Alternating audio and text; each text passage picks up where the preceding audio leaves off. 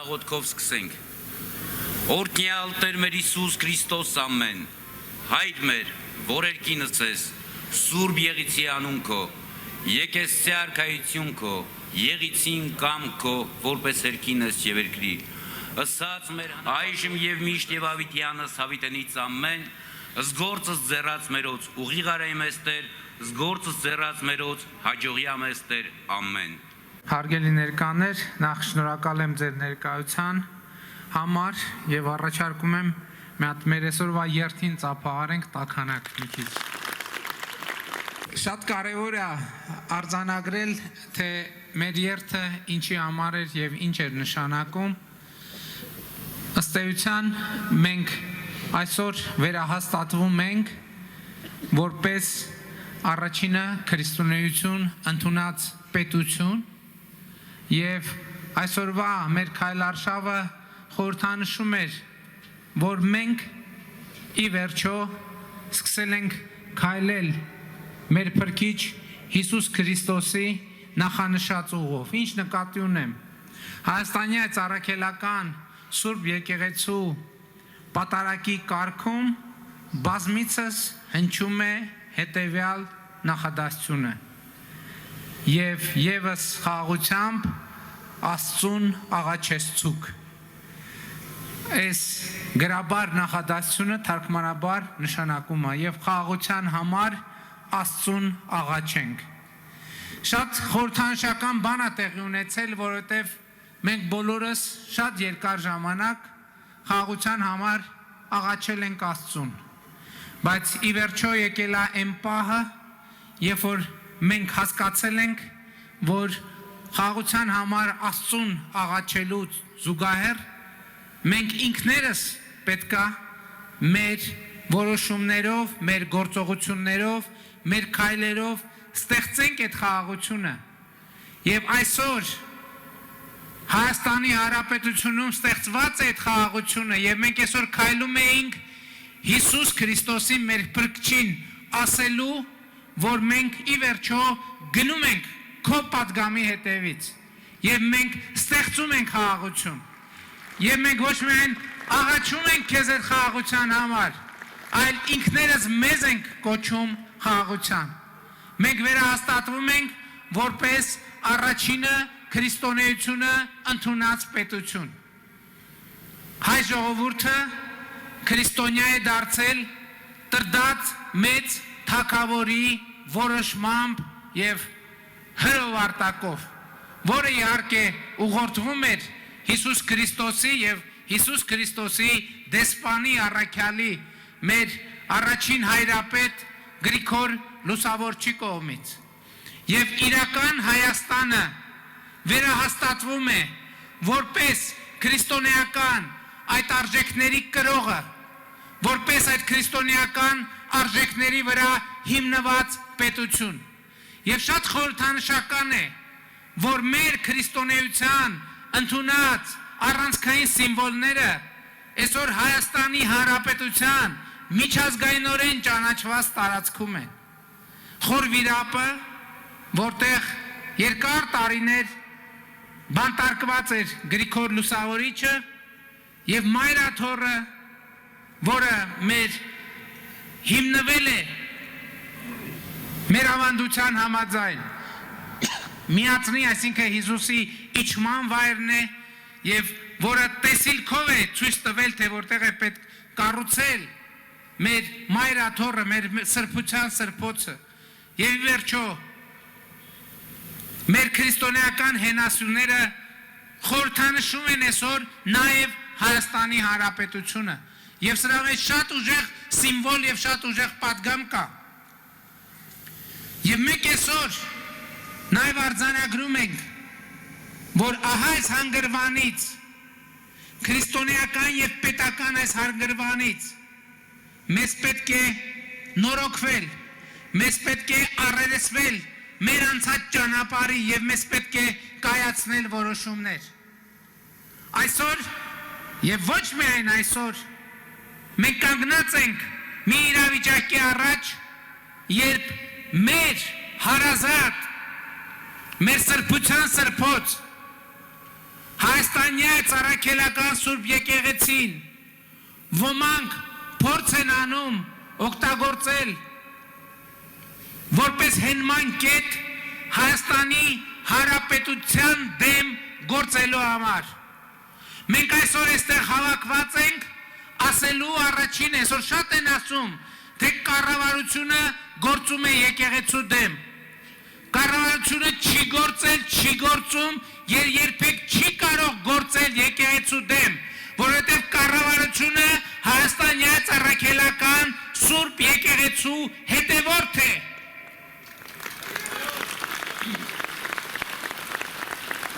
Մենք ընդամենը եկել ենք արձանագրելու, որ ոմանք փորձ են անում որպես հենակետ օգտագործել Հայաստանյաց առաքելական Սուրբ եկեղեցին օգտագործելու պետության դեմ։ Եվ ես, որպես Հայաստանի Հանրապետության ժողովրդի կողմից ընտրված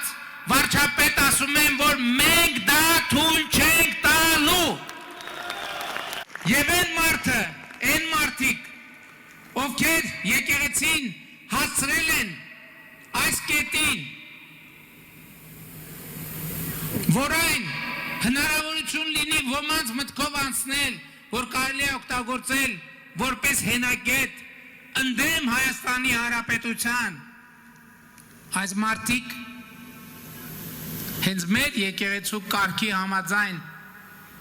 հերձված են դարձել։ Ես ուզում եմ ասել, որ ցավոք այսօր եկեղեցու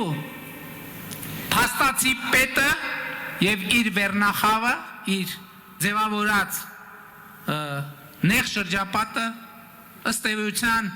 մենք պետք է արձանագրենք, որ աղանդավորական տրամաբանության մեջ են, հերձվածի մեջ են։ Սա նշանակում է, որ մենք մեր եկեղեցին, Հայաստանյաց առաքելական Սուրբ եկեղեցին պետք է ազատենք հերձվածից։ Մենք եկեղեցին պետք է վերադարձնենք ժողովրդին։ Սիրելիներս, եկեղեցու սպասավորները ունեն առանցքային նշանակություն։ Առանցքային կարևորագույն նշանակություն նրանք եկեղեցու սյուներն են, բայց եկեղեցին պատկանում է Հիսուս Քրիստոսին եւ եկեղեցին ժողովրդի համար է։ Եկեղեցին ժողովրդի համար է։ Եկեղեցին այնտեղն է, որտեղ մարդը հաղորդվում է Հիսուս Քրիստոսի հետ։ Եվ այսօր մեր եկեղեցում Հիսուս Քրիստոսը ցավոք անկյուն է մղված։ Հիսուս Քրիստոսը մեր փրկիչը մեկուսացված է, բայց լավ լուրն այն է, որ դուրս են գալիս Հիսուս Քրիստոսը այդ թվում մեր եկեղեցում դուրս է գալիս մեկուսացումից եւ հաղթահարում է մեկուսացումը։ Եվ դուք տեսաք, որ նախորդ օրը 10 եպիսկոպոսների հետ մենք որոշում կայացրեցինք եւ հայտարարություն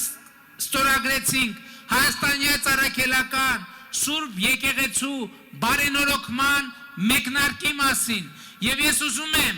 որ մենք բոլորս բարձր ծափերով ողջունենք 10 եպիսկոպոսներին եւ մեր բոլոր հոգեվոր հայրերին, ովքեր կանգնել են եկեղեցու բարենորոգման ճանապարհին, եւ մենք պետք է պաշտպանենք նրանց, մենք պետք է թիկուն կանգնենք նրանց, այնպես ինչպես իրենք այս դժվար պահին թիկուկ են կանգնել իրենց ժողովրդին եւ իրենց պետությանը։ Կամ այսպիսի հանգամանք, որ հիմա փորձ է արվում մատնանշել, տարբեր խնդիրներ առաջ քաշել։ Ես ուզում եմ հստակ լինի, որևէ մեկը Հայաստանյաց առաքելական Սուրբ եկեղեցու բարենորոգման օրակարգի որևէ հետևորդ չի ասում, ինքը իրեն չի սրբացնում, ընդհակառակը այդ տեքստի մեջ հստակ արձանագրել է, որ մեզնից յուրաքանչյուրը ընդունում է իր մեղավորությունը եւ իր պատասխանատվությունը։ Մենք էլ պիտի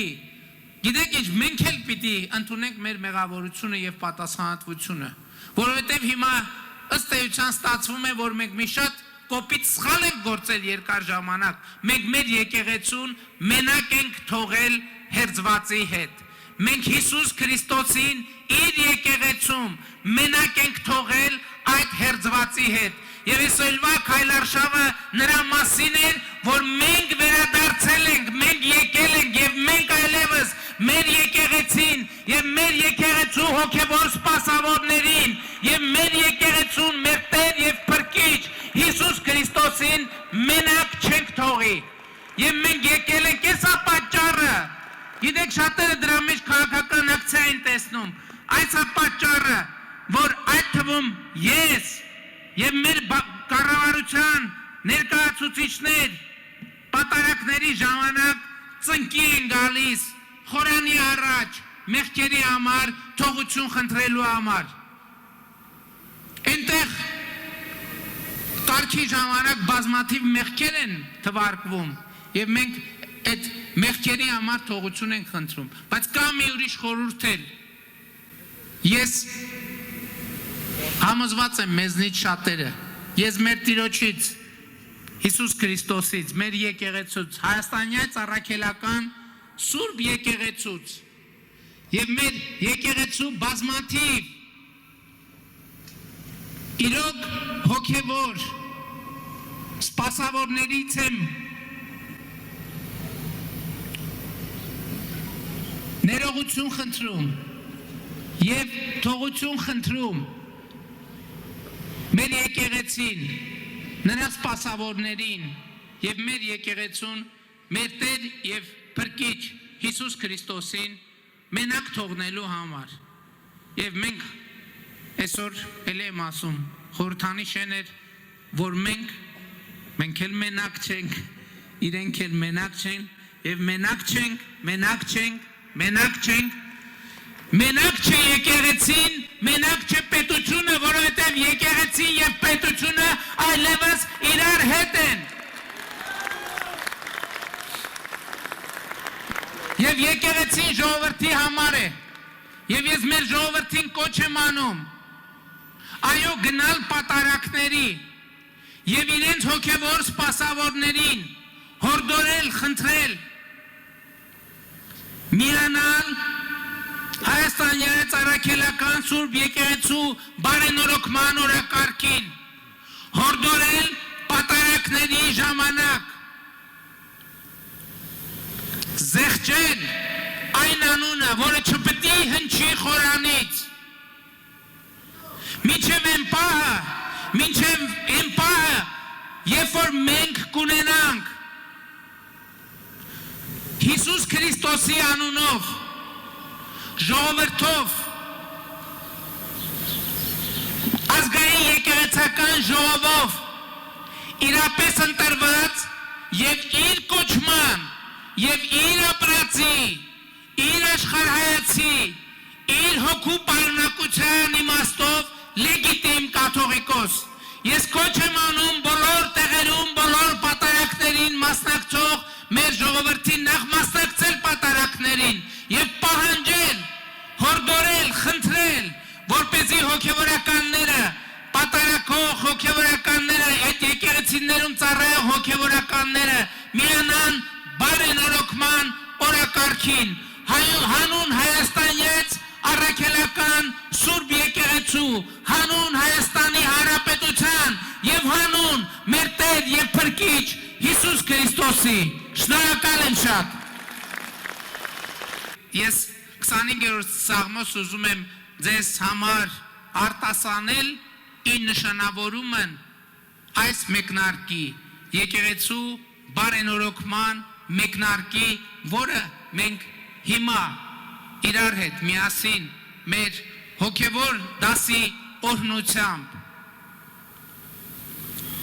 իրականացնում ենք։ Իմիջայլոց երեք նաև Շվեյցարիայի Հայաստանյան առաքելական Սուրբ եկեղեցու Շվեյցարիայի թեմի առաջնորդական տեղապահը միացավ բարենորոգման օրակարգը, ես խնդրում եմ իրեն էլ բուռն ծափերով ողջունել։ Սաղմոս համար 25 ամմեղ մարդու աղոտքը այսուհետև Սաղմոս Դավթի դա տարա ինձ Տեր քանզի ամբասիր ընթացա հույսս դրի Տիրոջ վրա փորձիր ինձ Տեր եւ քննիր ինձ փորձիր երիկամներս եւ սիրտս ողորմությունը Տեր աչքիս առջև է եւ ճշմարտությունը հաճելի է ինձ ունայնամիտների աթոռին ես չեմ նստի եւ անօրենների մոտ ես չեմ գնա Չարագործների ամբոխը ես ատեցի եւ ամբարիշտների կողքին չեմ բազմի սրբության կլվամ ձեռքերն իմ եւ սեղանից շուրջը կնստեմ Տեր թող լսեմ քո օրհնության ձայնը եւ պատմեմ քո բոլոր հրաշալիքները